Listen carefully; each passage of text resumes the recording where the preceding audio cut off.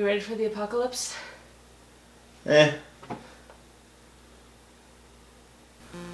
How's it going, everybody? This is Antonio. And Gianna. And this is Reboot, Recaffeinate.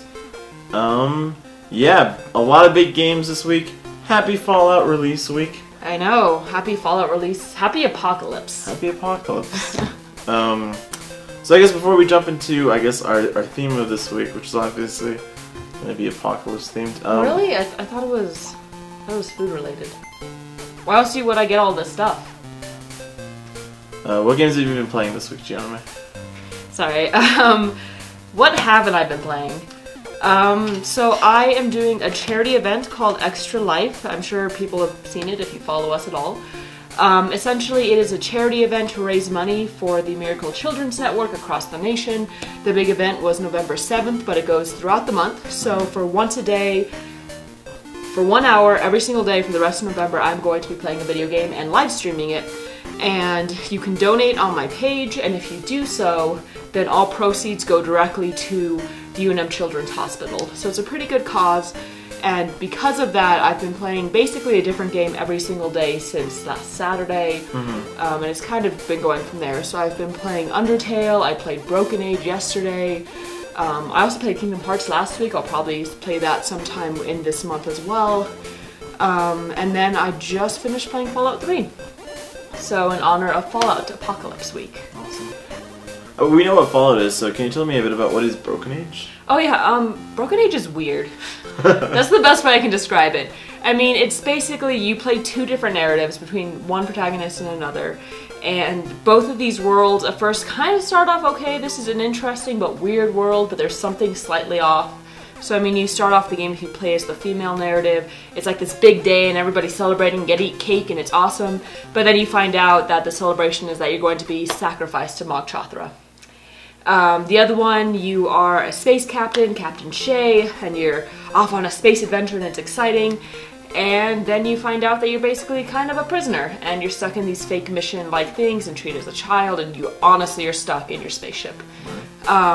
So it's a really bizarre game, really interesting storytelling, beautiful though. It's amazingly pretty. There's a lot of really good shots.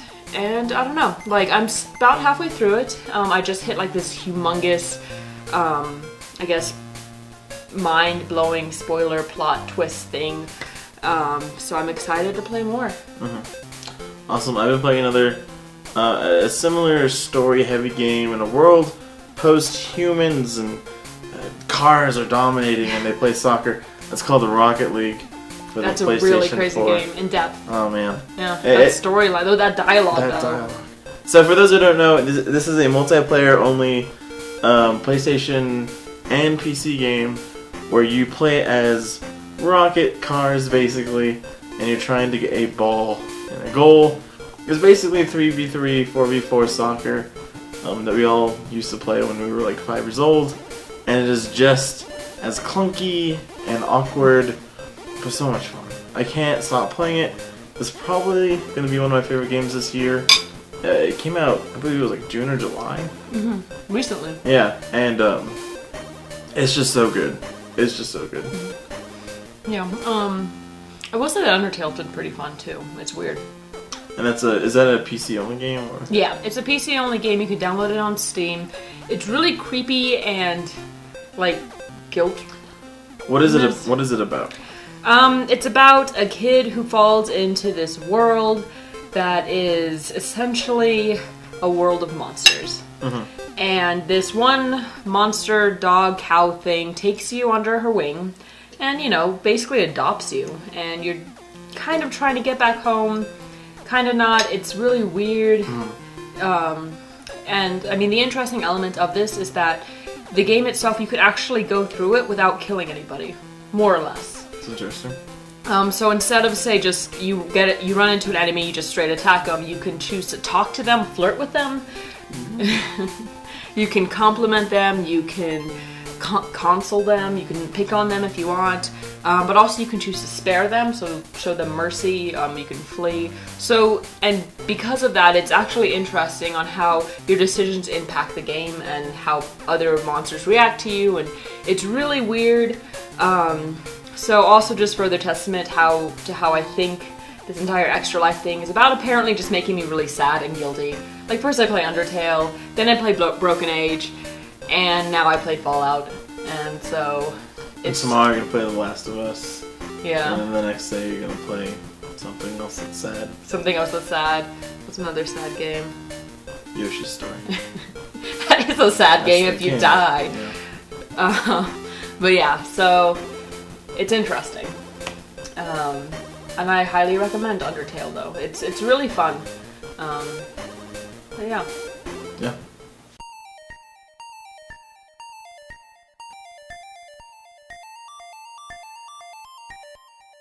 So, our topic for today is obviously apocalypse games. And really this kind of comes down to the question we wanted to ask, which is, what makes a good apocalypse game? Mm-hmm. I mean, what do you think, Antonio? What is the ideal apocalypse game? As in with most mediums like film and TV, a good apocalypse piece of entertainment needs to be immersive, needs to be believable, and it needs to have an inkling of hope. Because why else, as a viewer or as somebody who consumes media, why would I want to be there? Mm-hmm. And part of that inkling of hope comes with character development, figuring out who these people are, figuring out who to root for and who to root against, and moving forward with there. Like, for me, I think of The Last of Us, with characters like Joel and Ellie, in terms of the world has basically gone to hell. There's zombies everywhere. It's a really depressing game, but the idea that there might be a cure out there pushes them forward, and this relationship between Joel and Ellie is really what gets you going. Well, and I think even that relationship aspect is kind of key in these games. I mean, looking at Fallout 3, which is kind of the pinnacle of most apocalypse games, I mean, it's bleak and dreary, it has its pretty moments, but it's not a game that revels in this idea of you're enjoying your landscape. It's more about enjoying the experience, enjoying the people you're with. Mm-hmm. So I mean, especially with Fallout, where you have so many dialogue options to get to know these people on an in-depth level. I mean, you can build these bonds with people, you can fight with them, you can just kind of get to know the relationships that have been built after the fact of an apocalypse. Mm-hmm. So in spite of how dreary, of how terrible like the situation can be, in spite of war, in spite of all this, the human connection still remains. Beyond these sort of writerly approaches that we're taking, there needs to be some sort of visual voice. Like again with The Last of Us, while these zombies are pretty grotesque and gross, every once in a while they'll show a zombie that has basically what they have are like these mutations, like this sort of fungus, and it's growing on them. And once, they keep on growing, they become immovable.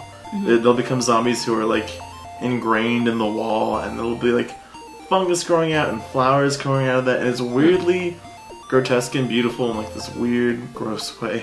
Yeah. And that is definitely unique to that genre. Whereas with Fallout, you have this sort of 1950s, 1940s Americana stuff with the music, and even with the art direction of like Pip-Boy, and well, I feel that's also just a commentary about the 1950s, duck and cover kind of ideas. So I feel like that's kind of playing with this idea of post-war America, Cold War era, worry of atomic bombs and things like that. So that is very stylistic though, and also ironic too. Mm-hmm. Like, I don't know, this idea that there's this atomic war going on, and yet you can still, there's still happy times that can happen. Mm-hmm. And there's this positive attitude that's supposed to be like glazing over the actual reality, which is interesting. But again, like, there is beauty in the relationships you form, and honestly just sometimes the experiences of helping people and shooting people even. But yeah. So awesome. So I guess if you had to live through a video game apocalypse scenario, what would you live through? Sunset Overdrive. Not even a question. Easily Sunset Overdrive. Why is that? Well, okay, so for those who don't know about Sunset Overdrive, it is a game that is fun. It's the Funocalypse. It's the Funocalypse. It came out for the Xbox One the first year that console was out. It's created by Insomniac Games, the creators behind games like Ratchet and Clank, and oh gosh, this World War II shooter game. I'm blanking on it right now. Colin Moriarty of Kinda Funny would be blowing up right now. But oh gosh, what is it? I don't know. I'm blanking. It's a great game. It's a great game. Crazy weapons. But what this game does is it like clashes these two in terms of like the world ending with that game that I can't remember for some reason, and Ratchet and Clank in terms of being over the top and silly. It's basically an apocalypse that started because of an energy drink. So essentially, there's this energy drink, Overdrive, that's released, and people drink it, and they turn into these weird zombie things. They basically go mad. They like basically completely transform into these really grotesque creatures that like explode into orange goo when you shoot them. And the interesting thing about this game is that it's colorful. So as you may notice in something like Fallout 3, I mean, the colors, there's not a wide range of colors in the landscape. But with Sunset Overdrive, I mean, it's bright, everything is bright. The music they play is always going to be like poppy and rock and everything. I think you did a Reboot Listens about it recently. Yes, I did. And so it's really fun music, not like the 1950s kind of jazzy-ish kind of stuff. The guns are fun that you get to play with. The movement is interesting in the fact that, so say with Fallout, you're usually, or even most games, you're trudging along, you're trying to hide, you're trying to basically kind of duck in and out, and there isn't much variance in terms of how you move. But with Sunset Overdrive, the only way you can survive is by jumping around and kind of being crazy. You're kind of almost flying. You're basically, you're wall running, you're jumping from rooftop to rooftop. You're bouncing on cars. You're grinding on rails. It's like Tony Hawk meets any shooter, really, in terms of like an apocalypse shooter. And I mean, and also just the character you play is very upbeat. So I mean, like, you know, instead of in Fallout, your character never talks. You never hear their voice really. I mean, you speak for them, but you don't see them comment on like, oh man, I just blew up that raider's head. Awesome. Instead, with Sunset Overdrive, she or my character, or any character you play, comments on shooting people. Like, you know, you could be passing somebody, and it's like, oh, I should kill this hooker. And they make comments, and usually it's always in jest. So it's having fun. Yes, the apocalypse happened, but just because it happened doesn't mean it's the end of the world. Yeah, and I mean, the interesting thing about this game, at least for me, is that this game prioritizes the environment of shooting things, of having fun in spite of the apocalypse, over the relationships that are crafted in games like Fallout and The Last of Us. I would definitely agree. It's definitely a mechanics first type of game. It understands it's a video game, and as a result, there's a lot of meta commentary, even through like a lot of the missions or side missions. Little comments like, oh, this is a weird sort of side missions of sorts. It's like, it's clearly commentating on video games. But there is actually a lot of character moments in terms of this character that you create. I can't think of any other game that has such a wild character customization opportunity. That's true. At any point in time in the story or throughout the game, you can just stop by and change your character's gender, body type. You can be this huge sort of wrestling kind of body type guy, or this tiny lady with a giant afro or something. And there's actually no gender discrimination in terms of what clothes you can wear. Or haircuts. Or I really beards. appreciate that. Yeah. So like you can be a lady with a beard, it's so cool. Or like a burly dude with like a skirt or long hair, I don't know. High heels, yeah. There's no discrimination, everything is unlocked. So that's really nice. But I would say it's because of that, through that like connectedness between you as a player and the avatar, I really do feel there's a great deal of character building, because I can't think of any other game that has that. That's true. Like, today I feel like being a superhero, so I'm going to create this crazy superhero character. Actually, that's interesting, because I know with, say, Fallout, when you start the game, you are this character. You embody them, there isn't really any imagination you can put into their narrative. You play it for, like in Fallout 3, you're a baby and you see them grow up. You are this character, but you don't role play in the way that you can create their backstory. Versus I know with Sunset Overdrive, I know how you've played it, especially with your sisters, you'll create these interesting guys. Like I know you created this one guy who wore a skirt.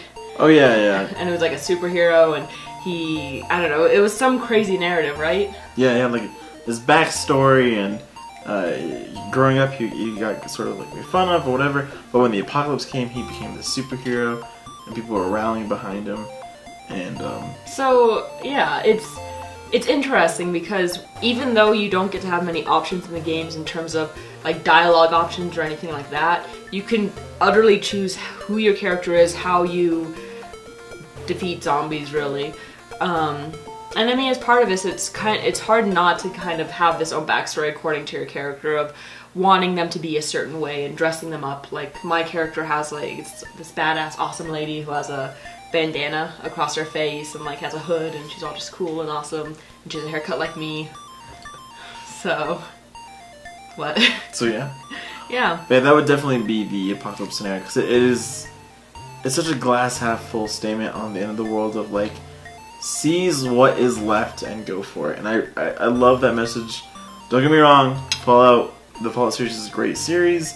The Last of Us is probably one of my favorite games of all times, but I'd rather be in that scenario or play that scenario. Mm-hmm.